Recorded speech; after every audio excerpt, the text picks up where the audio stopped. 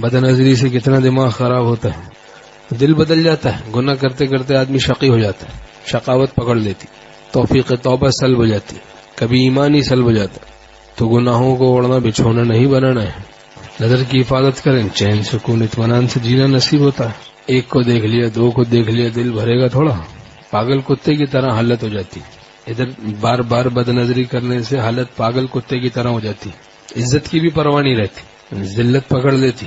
ان اکرمکم عند اللہ اتقاکم، تم میں مکرم و معزز وہ ہے جو متقی ہے، تقوی میں عزت ہی عزت ہے۔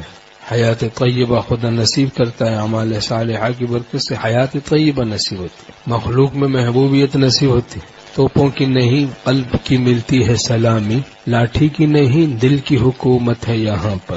جو خدا کا با وفا نہیں وہ کسی کے ساتھ کیا وفا کر سکتا؟ دل کو غیر اللہ کے ساتھ مشغول نہ رکھیں، یہ بڑا سخت مرض ہے۔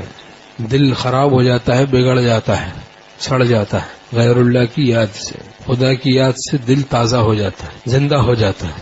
تیری یاد ہے میری زندگی، تجھے بھولنا میری موت ہے، تجھے یاد کر کے میں جی اٹھا، تجھے بھول کر کے میں مر گیا۔ دل کی غذا اللہ کی محبت ہے، حق تعالیٰ کا عشق ہے۔ ایسے غصے کے تقاضوں کو دبائیں تو اس سے کوئی صحت خراب نہیں ہوگی، صحت اچھی ہوگی۔ کتنے ڈاکٹرز بتاتے ہیں غصے کے تقاضوں پر عمل کرنے سے بہت سارے نفسیاتی امراض پیدا ہوتے ہیں، بلڈ پریشر کا مرض پیدا ہو جاتا ہے، بلڈ پریشر شوٹ کر گیا، فالج ہو سکتا ہے۔ تو نظروں کی حفاظت کر لیں، دل کی حفاظت کر لیں، غصے کے تقاضوں کو دبا دیں۔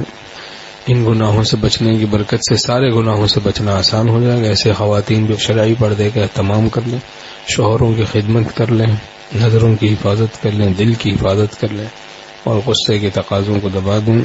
ان گناہوں سے بچنے کی برکت سے سارے گناہوں سے بچنا آسان ہو جائے گا۔ اللہ تعالیٰ ہم سب کو عمل کی توفیق نصیب فرمائے۔